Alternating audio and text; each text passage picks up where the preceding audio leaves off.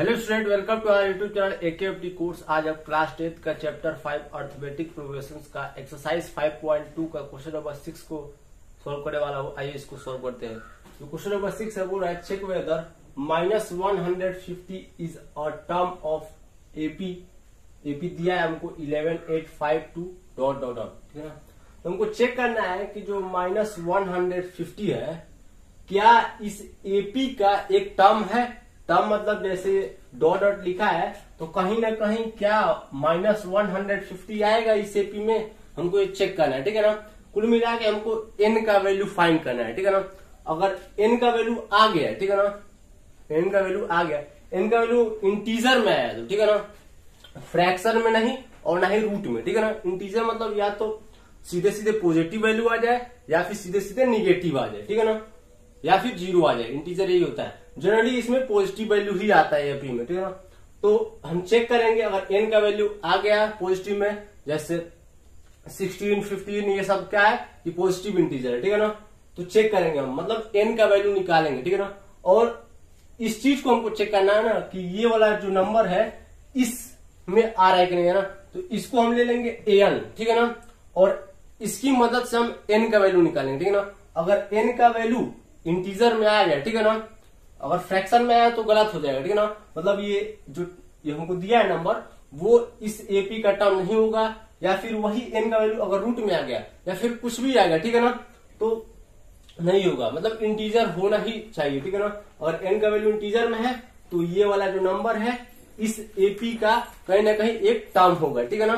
Term मतलब क्या, n, ठीक है ना, नंबर ऑफ टर्म्स, ठीक है ना। चलिए चेक करते हैं। तो इस चीज को चेक करना है ना हमको, तो इसको हम ले लेंगे an इक्वल टू -150, ठीक है ना। मतलब जिस चीज को चेक करना है कि ये कोई भी नंबर, ठीक है ना, उस नंबर को चेक करना है ना कि वो नंबर कोई एपी में लाई कर रहा है कि नहीं कर रहा है, मतलब उस एपी का टर्म है कि नहीं है, तो उसको an ले लीजिए, ठीक है ना।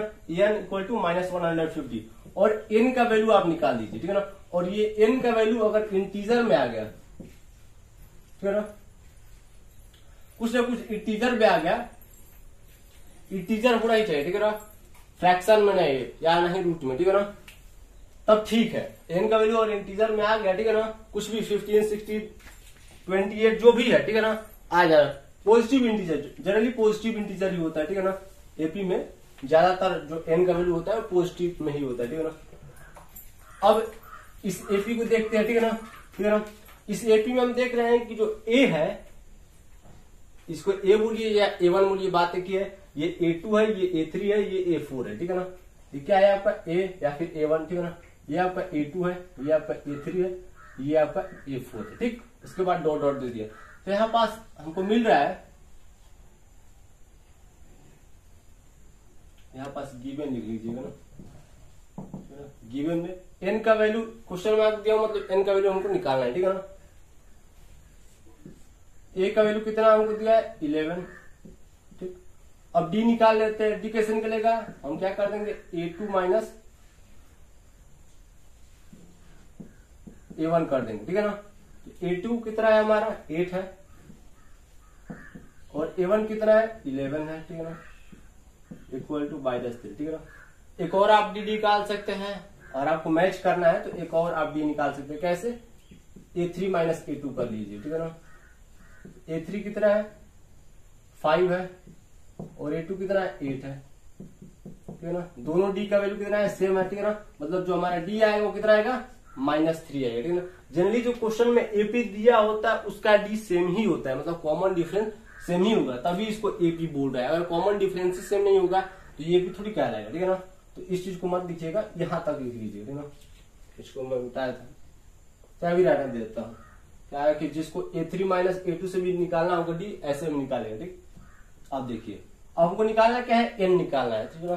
तो देखिए, अगर आपको एपी वाले चैप्टर में, ठीक है ना, n निकालना हो या फिर n निकालना हो या फिर a निकालना हो या फिर d निकालना हो, ठीक है ना, इन चारों में से कोई सा भी एक चीज निकालना हो तो आप एक फॉर्मूला याद कर लीजिए, ठीक है ना।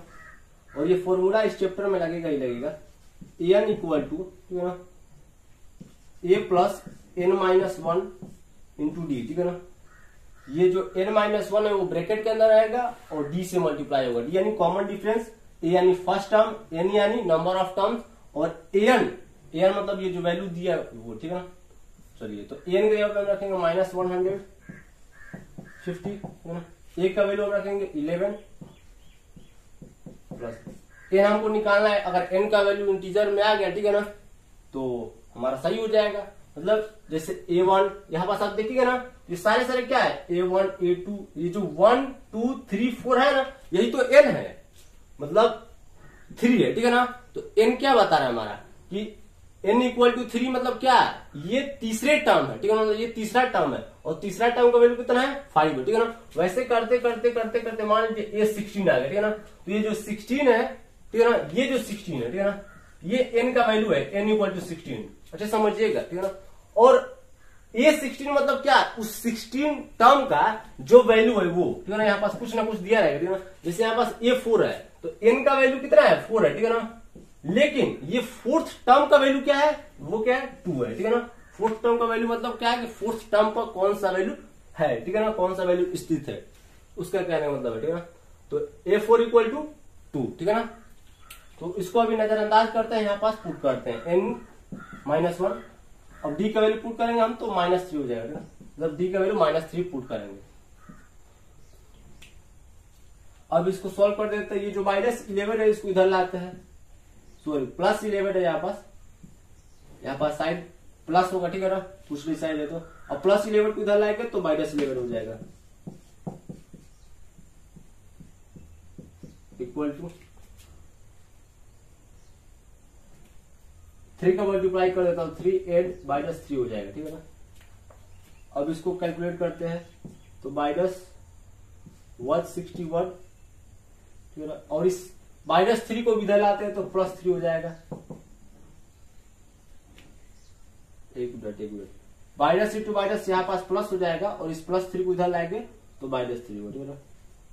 इसलिए मैं यहाँ पास ध्यान नहीं दिया था, -2 यहाँ पास भी माइनस ही होगा, -(n) -3n, ठीक है ना। अब -3 × -1 +3 हो जाएगा, ठीक है ना। हो गया, गलती हो जाता है, ठीक है ना, इंसान है। बस 3 से मल्टीप्लाई कर दिया था, लग रहा है माइनस ध्यान नहीं दिया था। तो -3 का मल्टीप्लाई कीजिएगा ना, तो यहाँ पर देखिए -3 हो जाएगा, ठीक। ये माइनस माइनस क्या हो जाएगा, प्लस हो जाएगा, 3 × 1 3 हो जाएगा, ठीक है ना। अब इस +3 को जब आप इधर साइड शिफ्ट करेंगे ना तो -3 हो जाएगा, ठीक। इधर तो -3n रहने करेगा, ठीक। इसको कैलकुलेट कीजिए, -164 = -3n, ठीक है ना। माइनस माइनस खत्म, बचे क्या 164/3 = n। n का वैल्यू कितना आया है 164/3, ठीक है ना। अब ये इसको जब डिवाइड करेंगे ना तो ये प्रॉपर ही कटेगा, ठीक है ना। इसको आप डिवाइड कर लीजिएगा, तो इक्वल टू 3 5 जा 15, उसके बाद 3 4 जा 12, फिर 2 बचेगा 0.66, ऐसे चलते जाएगा लग रहा है।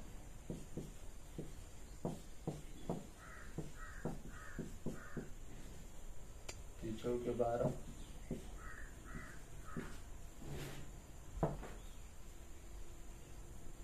के 18, हाँ यही चलते जाएगा, ठीक है ना, यानी 54.66। तो इसको नहीं लिख रहा है, बस यही पास आपको देख लेना, ये क्या है वैल्यू फ्रैक्शन में, ठीक है ना। अगर यहाँ पास कट जाता प्रॉपर ना, यहाँ पास प्रॉपर 54 आ जाता तब तो सही है, ठीक है ना। अगर प्रॉपर 54 आ जाता, पॉजिटिव इंटीजर हो जाता, ठीक है ना, तब हमारा आंसर सही हो जाता। अभी यहाँ पास आप देख रहे हैं कि ये डेसिमल में है, और डेसिमल वाला नंबर होता है वो इंटीजर नहीं होता, ठीक है ना। तो यहाँ पास आप क्लियरली देख रहे हैं, ठीक है ना, जो n का वैल्यू है, ठीक है ना, value of n is not a integer, therefore -150 is not a term of this AP। आप लिख लीजिएगा अपने हिसाब से कि जो वैल्यू ऑफ n है वो इंटीजर नहीं है, ठीक है ना। अगर ये प्रॉपर इंटीजर होता, पॉजिटिव इंटीजर होता, ठीक है ना, ये 0.6666 ये क्या है, नॉन टर्मिनेटिंग है, ठीक है ना। और नॉन टर्मिनेटिंग वाला जो टर्मिनेटर नहीं हो रहा है, ठीक है ना, नॉन टर्मिनेटिंग डेसिमल है तो इंटीजर तो हुआ नहीं, ठीक है ना। और प्रॉपर कट गया होता तो सही हो जाता, नहीं कटा है, ठीक है ना। तो ये इंटीजर है नहीं, अब इंटीजर नहीं है, इसलिए ये एपी में, इस एपी में ये जो -150 है, इस एपी में मतलब नहीं स्थित करेगा, मतलब इस एपी में नहीं लाई करेगा, और ना ही इस एपी का कोई टर्म होगा, ठीक है ना।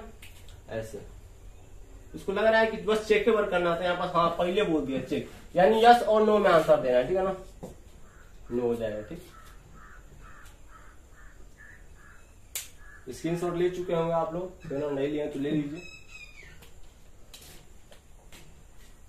अगर वीडियो अच्छा लगे तो हमारा चैनल AKMT कोर्स को सब्सक्राइब कीजिए, लाइक कीजिए, कमेंट कीजिए, और कहीं पास भी डाउट हो तो कमेंट जरूर कीजिएगा। मिलते हैं अगले वीडियो में अगले क्वेश्चन के साथ।